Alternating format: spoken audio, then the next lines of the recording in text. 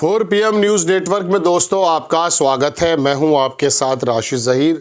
राहुल गांधी की रणनीति और कांग्रेस की रणनीति शायद अब दूसरी शक्ल में आपको नज़र आए। आप जानते हैं कि जब से इंडिया गठबंधन का गठन हुआ, इंसिडेंटली हुआ या प्री प्लान के साथ हुआ वो बात अलग है, लेकिन केजरीवाल हो, ममता बनर्जी हो, अखिलेश यादव हो या बहरहाल कुछ ऐसे घटक दल, उसके अंदर उद्धव ठाकरे को छोड़ दिया जाए, सब लोग कभी ऊपर कभी नीचे, कभी ऊपर कभी नीचे, और उनको मनाने में और समझाने में, रूठने मनाने में इतना समय गुजर गया कि आखिरकार वो रिज़ल्ट भी नहीं निकल पाया जैसे रिज़ल्ट की उम्मीद की जा रही थी। ये बात अलग है कि वो रिज़ल्ट इस वजह से नहीं आया कि शायद निर्मला सीतारमण के हस्बैंड के मुताबिक 79 सीट्स ऐसी थीं जो चुनाव आयोग के घपला करने की वजह से या किसी और वजह से, ऐसे आरोप हैं, जीत ली गई थी बीजेपी के माध्यम से। लेकिन बहरहाल कांग्रेस की समझ में आ गया धीरे धीरे। जिस तरह से आप देखते हैं दोस्तों, दिल्ली के चुनाव में केजरीवाल, आपने एक मिसाल सुनी होगी कि जब किसी मेंढक को तोला जाता है, मेंढकों को, तो 2 मेंढक रखते हैं, एक निकल के भाग जाता है। ये तो मैंने एक मिसाल सुनाई है आपको, मेरी बात से कोई ताल्लुक नहीं है। लेकिन बहरहाल केजरीवाल के बारे में मैं बता दूं कि इंडिया गठबंधन की बैठक को छोड़ कर भागना, हरियाणा के अंदर कैंडिडेट को फाइनलाइज कर देना और दिल्ली को ऐसा समझना कि शायद उनकी ही बपोती है, ये कहाँ तक जायज़ है। जब अखिलेश यादव की पार्टी उपचुनाव लड़ती है उत्तर प्रदेश में, अभी रिसेंटली, कांग्रेस अपना आप पीछे हट जाती है। ममता बनर्जी के रोल्स आपने देखे ही हैं। यही समझ में नहीं आता कि वो अडानी की पार्टी की हैं या इंडिया गठबंधन की हैं। शरद पवार के बारे में नहीं समझ में आता है कि वो आखिर है क्या।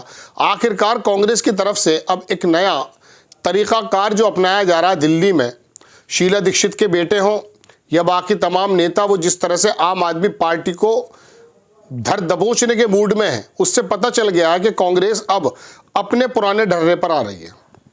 यानी कि एकला चलो या यूपीए वाला मामला, जिसके अंदर ये लोग नहीं थे पहले, ममता बनर्जी हैं, केजरीवाल है, अखिलेश यादव हैं, उनके साथ तो राष्ट्रीय जनता दल था या दूसरी पार्टियां और हुआ करती हैं। खैर, तो मैं आपको बता दूं, शीला दीक्षित के बेटे संदीप दीक्षित जिस तरह से प्रहार कर रहे हैं और कांग्रेस के बड़े बड़े नेता दिल्ली में उतर गए हैं, और आम आदमी पार्टी जिसने उनका वोट छीन करके अपने आप को गरीबों का मसीहा बताते हुए सत्ता पे 3-3 बार काबिज हो गए, अब उनको समझ में यह आ गया कि गठबंधन में तो केजरीवाल और ममता बनर्जी जैसे लोग अपने आप को एडजस्ट नहीं कर पा रहे हैं किसी भी वजह से, चाहे वो अडानी का मसला हो या ऊपर से कोई प्रेशर हो।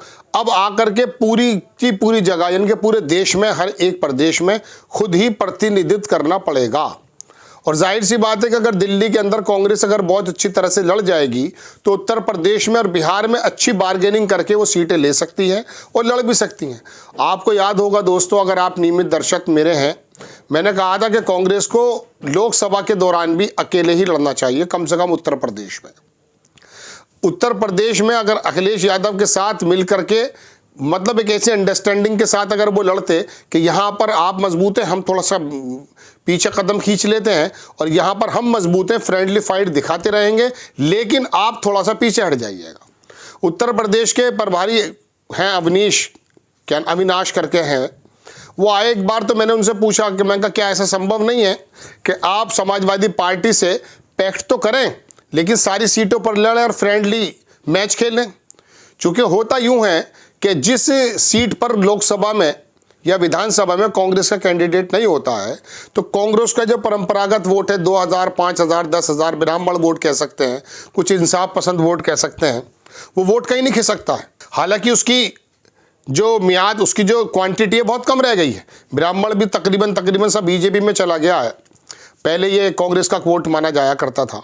तो ऐसे समय में अगर कांग्रेस का कैंडिडेट नहीं होता तो उस वोट बैंक को मजबूरन वो मुलायम सिंह के लड़के को तो वोट देते नहीं हैं, वो सीधा बीजेपी पे चले जाते हैं, आप बीजेपी का फ़ायदा कर देते हैं। तो अगर फ्रेंडली फाइट आप लड़ेंगे, अखिलेश यादव का कैंडिडेट भी हो और कांग्रेस का भी हो, कहीं कुछ आगे हो जाए कहीं कोई पीछे, ये एक तरीका मैंने उनको बताया था। वो बोले बड़ा अच्छा सुझाव है। मैंने कहा सुझाव नहीं, मैं तो आपसे एक सवाल कर रहा हूँ। खैर, अब दिल्ली के अंदर जिस प्रकार से कांग्रेस जो है मजबूती से इलेक्शन लड़ रही है, इसमें कोई दो राय नहीं कि भारतीय जनता पार्टी को कुछ फायदा पहुंच सकता है। लेकिन इस तरह के जितने भी दल हैं जिनकी जो 3 में ना 13 में होते हैं, वो बिला वजह जो अपनी धमक दिखाते हैं कि हम राष्ट्रीय पार्टी बन गए हैं, चाहे उसमें अखिलेश यादव हो, चाहे उसमें तेजस्वी यादव हो या ममता बनर्जी हो, या ये अपने अपने ब्लॉक के नेता हैं। तो इन लोगों को ये महसूस हो जाएगा कि जब कांग्रेस अच्छी तरह से लड़ती है तो इनका वोट बैंक जो छीना हुआ है, कांग्रेस का ही वोट बैंक है, वो नेता भी इन्हीं के हैं ज़्यादातर बीजेपी में, तो वो वापस अगर चला जाता है तो इनकी जो सत्ता है वो धड़ के गिर सकती है। वक्ती तौर पे बीजेपी को फ़ायदा पहुंचता। पिछले इलेक्शन में दिल्ली के 4% के करीब कांग्रेस को वोट मिला, लेकिन इस बार अगर वो 9, 10, 15, 15% लेकर आ जाती है तो होगा यूं कि केजरीवाल के हालात थोड़े सही हो जाएंगे, और गठबंधन में जब राष्ट्रीय लेवल पर कोई बात करनी होती है तो ये उछल उछल कर नहीं भागेंगे। कांग्रेस की रणनीति, राहुल गांधी का एक साक्षात्कार कर रहे थे कुछ लड़के मैं देख रहा था, उसके अंदर उन्होंने यूपीए का शब्द इस्तेमाल किया, इंडिया गठबंधन नहीं किया। मुझे इस बात से महसूस हुआ कि अब राहुल गांधी और कांग्रेस अपने सही मामले पर आ रहे हैं, चूंकि इन लोगों की ही दाल सबसे, चूंकि ये जितने भी दल हैं ये कांग्रेस का वोट लेकर ही पैदा हुए हैं, इनसे ही वोट बैंक छीना जाएगा। राष्ट्र हित में, देश हित में अगर आप बीजेपी को रोकना चाह रहे थे वो आपकी अच्छी बात है, लेकिन सबसे पहले तो इनको ही लड़ना पड़ेगा ना। इनका ही नहीं मालूम ये किसके हैं। कोई आरएसएस का बताता है केजरीवाल को, कोई बीजेपी का बताता है केजरीवाल को, मैं ऐसा नहीं मानता, वो बात अलग है कि उनका मामला दूसरा है। लेकिन बहरहाल अब कांग्रेस की रणनीति में बिल्कुल नुमाया तरीके से एक चेंज जो आया है दोस्तों, जो दिल्ली के अंदर देखा जा रहा है, और वो बिल्कुल निसंकोच होकर लड़ रहे हैं और उन्होंने वो वोट बैंक हासिल कर लिया किसी प्रकार से, तो होगा यूं कि केजरीवाल का वोट घटेगा। हालांकि मैं आपको बताऊं, भारतीय जनता पार्टी का वोट पहले से ज़्यादा 6% बढ़ चुका है। वो भले ही नहीं आए हैं तीसरी बार भी सत्ता में दिल्ली में, लेकिन इस बार उनके आने की संभावना इसलिए है क्योंकि केजरीवाल का भी जो जहन है ना कि मैं पूरे देश का राजा बन सकता हूँ, ये मोदी जी का तो सिर्फ मैं ही विकल्प हूँ, ऐसा नहीं है। हमने कहा था कि वो विकल्प हैं, लेकिन उन्होंने अपने दिल्ली पे ही रोज़ा खोल दिया था। वो मिनट में क्या क्या काम करते थे हम आपको कई बार पहले बता चुके हैं। लेकिन राहुल गांधी और कांग्रेस की रणनीति जो निकल करके दोस्तों सामने आई है वो बिल्कुल साफ है, एकला चलो रे वाली और अपना वोट बैंक को हासिल करने वाली। तभी ये बात महसूस होगा लोगों को कि भारतीय जनता पार्टी का काम आसान कौन करता है। कांग्रेस पूरे देश में बीजेपी से लड़ती है, लेकिन कभी कभी आप देख लीजिए उत्तर प्रदेश में बैकफुट पर आ जाती है, बिहार में बैकफुट पर आ जाती है, और कभी कभी तो कई जगह तो उनका मैं कह सकता हूँ खाता नहीं खुल पाता है। आप देखिए कलकत्ता के अंदर ममता बनर्जी अपना वर्चस्व बनाए बैठी हैं वहाँ, और गठबंधन को किस प्रकार से चोट पहुंचाती ये भी आपको मालूम है। तो ऐसे समय में गठबंधन की राग को छोड़ करके कांग्रेस को मजबूत करना, या यूपीए के वो 1, 2, 4 दल जो हैं पुराने, वो आज तक वो कांग्रेस के साथ है, उनको मजबूत करना राहुल गांधी की अक्लमंदी होगा। और उसका सूचक ये है कि संदीप दीक्षित और बाकी तमाम नेता दिल्ली की सड़कों पर उतर गए। पहला सबक वो सिखाना ही चाहते हैं केजरीवाल को, और ये बिल्कुल सही रणनीति है। आपको खबर कैसी लगी अपनी राय कमेंट्स बॉक्स में ज़रूर दीजिए। चैनल को सब्सक्राइब कीजिए, शेयर कीजिए। नेक्स्ट टाइम मैं किसी खबर के साथ हाजिर होता हूँ। जय हिंद।